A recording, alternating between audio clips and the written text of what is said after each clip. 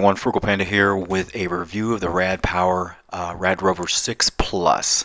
I bought this at the Rad Rover store, Rad Power store here in Denver, Colorado, or nearby in Denver, Colorado. I went to the store on a whim. I just wanted to go.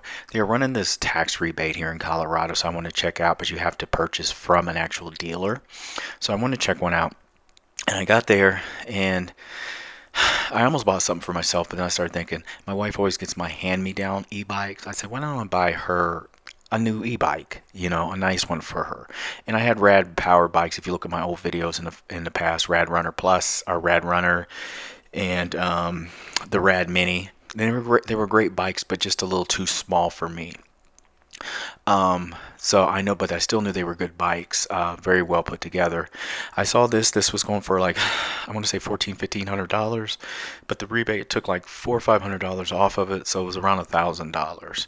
So one of my pet peeves with Rad Rover, or Rad Power, excuse me, is the bikes are not assembled, and I wouldn't complain as much, but they want to charge you $150 to put the bike together for you. I said, no way, just put it in my car. I'll put it together myself. Why didn't I get an extra XP? Well, I wanted to try another Rad Power. I had good luck with them in the past and no issues. A max speed on this is 20 miles an hour. I did unlock it, so by the time this review comes out, I've had this bike. She has had this bike 5 or 6 months. But anyway, the top speed starting, if you don't unlock it, is 20 miles per hour. But I unlocked it, so it's 25. Range on it's 45 plus. I can tell you for a fact, because there will be a video, or excuse me, I didn't make a video of this, but one of the times we went on a ride together to Golden, Colorado. I take my 2 batteries. She took 1 because that's all she has for hers.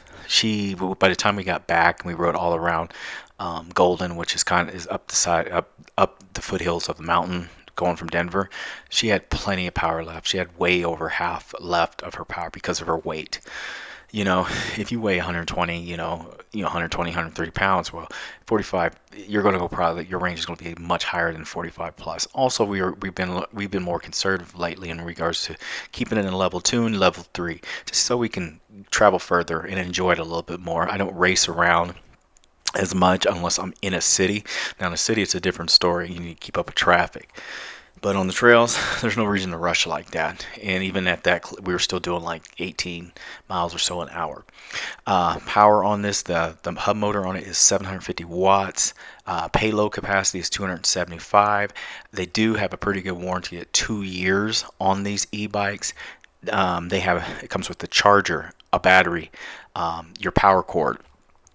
It comes with everything you need. Right away, I changed out the seat on this. I'll leave a link in the description for the seat that I actually ended up putting on this bike first, so she could have a more comfy seat.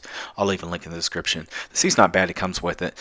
But right away with any of these bikes, do yourself a favor, get you a seat that you like, and then put it on your e-bike. It will make a big difference in your behind. Putting it together, it wasn't that hard. Honestly, I did it pretty much for the most part without the instructions. Their bikes are a little bit more broken down than other ones in regards to putting it together. And also, I've had electric XPs for a lot of my last bikes and folding bikes, so I'm just used to them coming in a box, and you basically take them out of the box and they're ready to go. You just got to make sure all the bolts are tightened. This one, you got to put the tires on. I love the tires, those big fat tires that it has on. I do love this bike. I have ridden it. I enjoy riding it.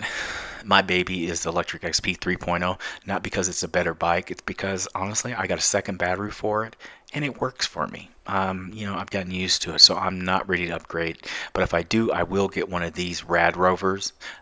6 Plus, I think, is what I want.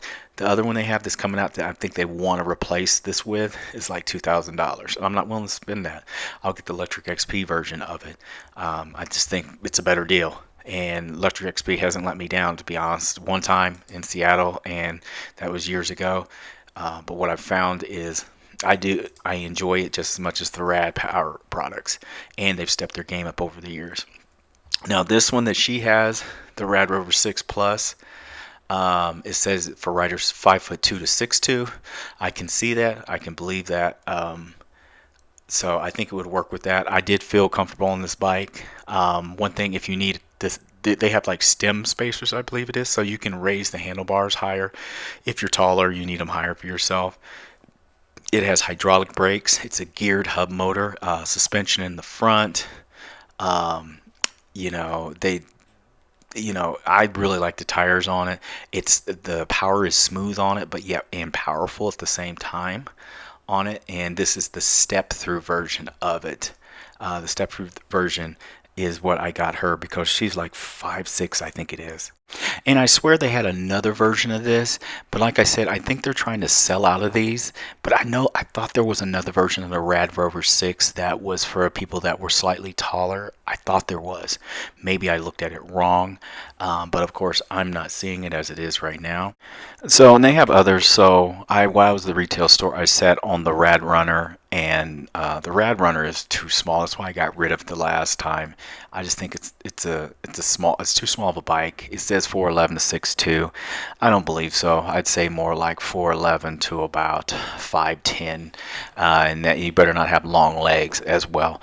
And I don't think it's really that great of a value at $1,300 even on sale. I think it's more like $1,000 bike, and I think it should be more competitive with the electric XP, to be honest with you. We're still putting this bike together. I just want to show you how the steps I go through. It probably took me a max of an hour to put this bike together. Pretty easy. The hardest part probably was putting it on the fenders, just because I'm like, why didn't they put these fenders on? But the plastic ones, they really weren't that hard to put together. This bike has many different types of stuff you can put on here, like different types of accessories for the front, for the rear. It has a lot of stuff. The bike I liked too that they had there was the Radster Trail electronic off-road e-bike, and they thinned the tires down. It's supposed to go up to 65 miles of range per charge. It looks like it has about the same battery as the other one, but I think changing out the tires help with how far it can go. It says you can go.